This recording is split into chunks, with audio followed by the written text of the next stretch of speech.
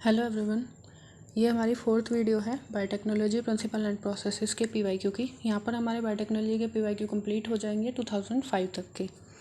तो क्वेश्चन आता है हमारा क्या, in genetic engineering the antibiotic are use as, किस लिए यूज़ करते हैं हम उनको, एज द सेलेक्टेबल मार्कर। ये हमने क्लोनिंग वेक्टर में पढ़ा है और पीछे हम 2-3 पीवाईक्यू भी कर चुके हैं इस पर।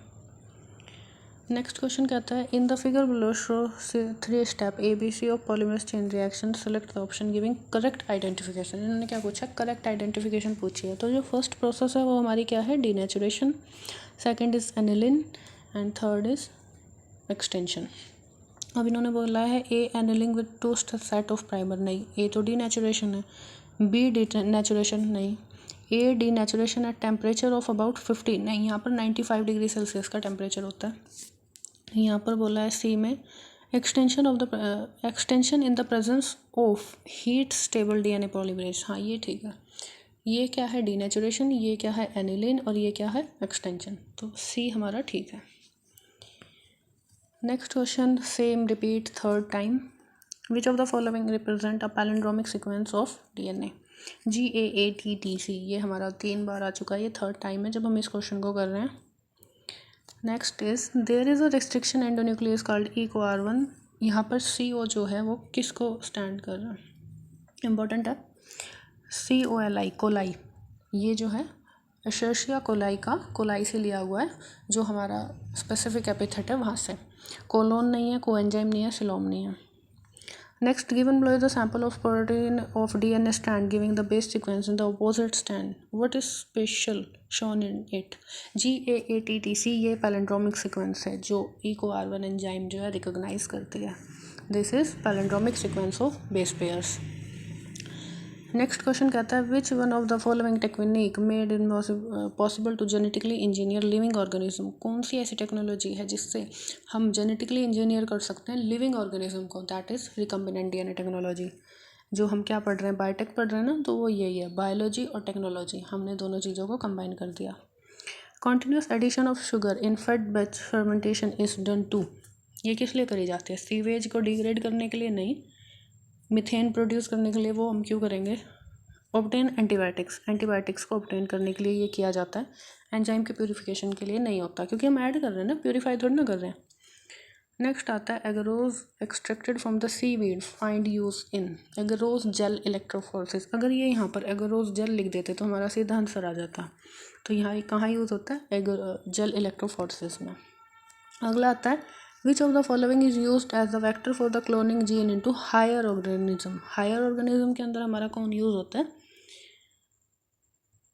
रेट्रोवायरस। हम रेट्रोवायरस को यूज़ करते हैं, बकुलोवायरस नहीं होते, साल्मोनेला टाइफीम्यूरियम नहीं होता, राइजोफस ये भी नहीं होता।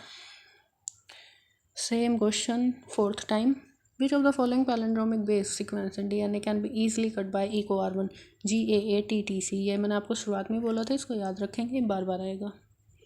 Next question, restriction endonuclease are enzyme which, endonuclease बोला हुआ है, remove nucleotide from the end of the DNA, नहीं, वो एक्सोन्यूक्लियस करती हैं, make cut at specific position within the DNA molecule. तो ये हमारा आंसर है। Recognise a specific nucleotide sequence for binding of DNA ligase, नहीं, restrict the action of the enzyme DNA polymerase, नहीं। Stirred tank reactor have been designed for, same question है, availability of oxygen throughout the process, ये हमने पहले भी किया हुआ है। Next question, which of the following are used in gene cloning. Gene cloning में कौन से क्या यूज़ होता है, प्लाज्मिड यूज़ होता है जीन क्लोनिंग में, क्लोनिंग वेक्टर की तरह। ये क्वेश्चन क्या कहता है, in genetic engineering a DNA segment of interest is transfer to the host cell through a vector. ठीक है, डीएनए सेगमेंट को हम होस्ट सेल में ट्रांसफ़र करते हैं with the help of a vector. अब हमें 4 एजेंट पढ़ने हैं इसके बारे में और बताना है कि वन और more of these can be use as a vector. कौन से को हम वेक्टर की तरह यूज़ कर सकते हैं, बैक्टीरियम तो होस्ट होता है, वो तो वेक्टर नहीं होता, प्लाज्मिड वेक्टर होता है। हाँ, ये ठीक है, प्लाज्मोडियम भी होस्ट है, बैक्टीरियोफेज भी वेक्टर है, ये दोनों वेक्टर होते हैं, प्लाज्मिड एंड बैक्टीरियोफेज। तो ये हमारा हो गया B and D only. Next आते हैं, gel electrophoresis is used for, कितनी बार आ चुका है question, separation of DNA fragment according to their size के अकॉर्डिंग हम जो है डीएनए फ्रेगमेंट को सेपरेट करते हैं। Next question, the linking of antibiotic resistant gene with the plasmid vector became possible with, ये किसके थ्रू पॉसिबल होता है? डीएनए लाइगेज के थ्रू। किसके थ्रू होता है? डीएनए लाइगेज के through. Next question, restriction endonuclease, endonuclease का मतलब अंदर। कट डीएनए मॉलिक्यूल रैंडमली नहीं, DNA molecule at specific site, ठीक है। Restrict the synthesis of DNA inside the nucleus, नहीं। सिंथेसाइज डीएनए नहीं। Cut the DNA molecule at specific site, with in, अंदर के अंदर काटेगा वो उसको।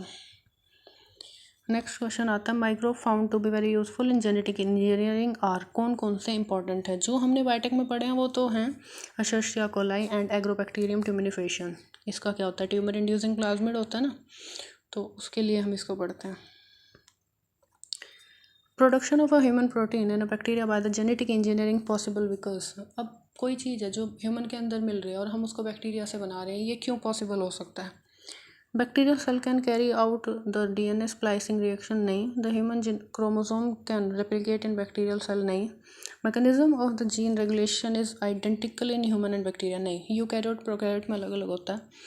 Gene code is universal, genetic code is universal, हाँ जेनेटिक कोड यूनिवर्सल होता है, ये तो हमें पता है। तो हमारा आंसर होगा genetic code is universal. Next question में चलते हैं, विच of the following hydrolysis internal phosphodiester bond in a polynucleotide chain, internal की बात कर रही है ना, लाइपेज नहीं, एक्सोन्यूक्लियस, एंडोन्यूक्लियस, एंडोन्यूक्लियस करती है, ठीक है। तो यहाँ पर हमारा जो है बायोटेक्नोलॉजी के सारे पीवाईक्यू हमने डिस्कस कर लिए हैं। मैं आपको एक ही बात बोलूँगी, अच्छे से एनसीईआरटी पढ़ो, अपने टीचर्स से पढ़ो और बस यहाँ पर आकर एक बार क्वेश्चन प्रैक्टिस कर लो।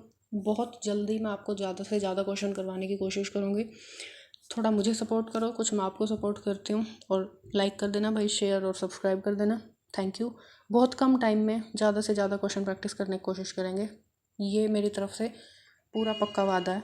करते हैं, चलो ठीक है, बाय।